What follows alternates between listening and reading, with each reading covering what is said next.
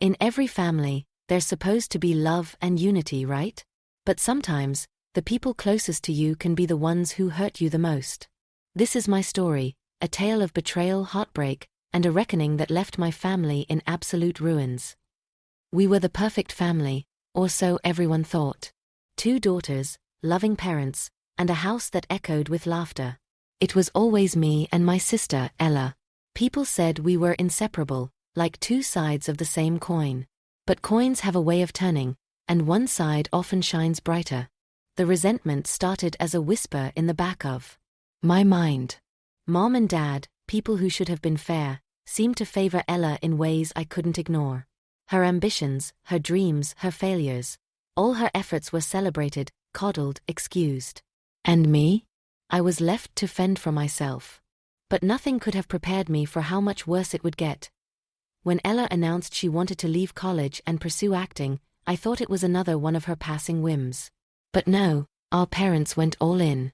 They sold part of their business to fund her dreams, even dipped into the savings for my education loan.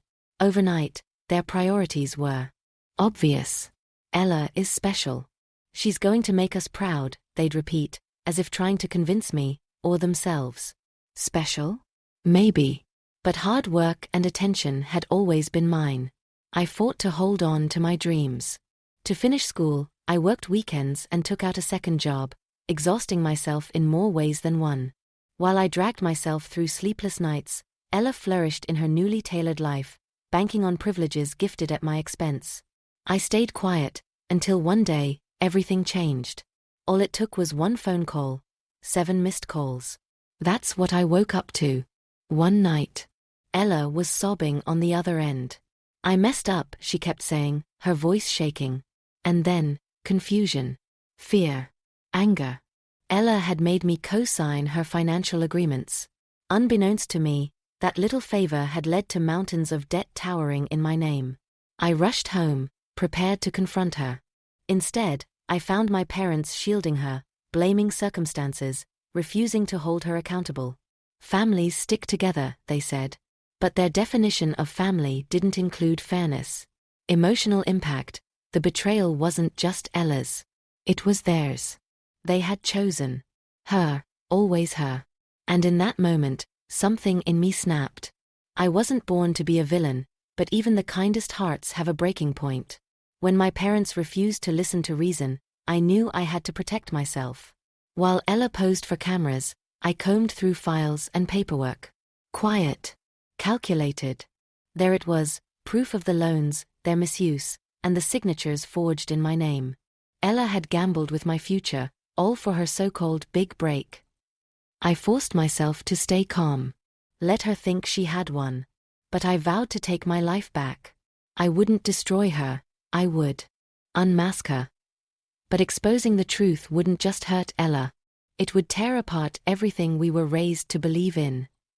The event was meant to be Ella's grand showcase, a night of glitter, glamour, and a few truths unveiled. I walked into the gala with a folder in hand, my pulse pounding. Guests whispered as I stood on stage, poised to reveal everything.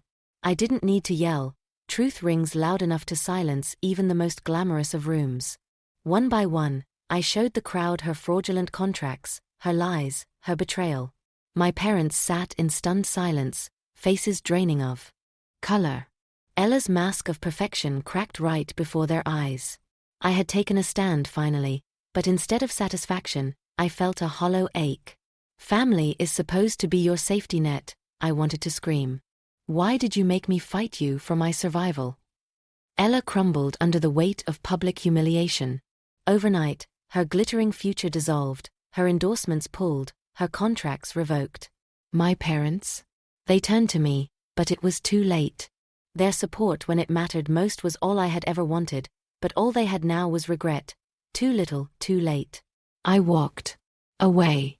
Not to punish, but to protect myself. Some bridges, once burned, can't be built again. People often talk about revenge as though it's a fiery surge of satisfaction. But that wasn't what I found. Exposing lies may bring clarity, but it doesn't heal the wounds they've left behind. In the end, I learned that strength isn't about winning or destroying your enemies. It's about knowing your worth, even when the people closest to you fail to see it. Family should be sacred, but loyalty isn't blind. Sometimes, protecting yourself means letting go of people who refuse to choose you.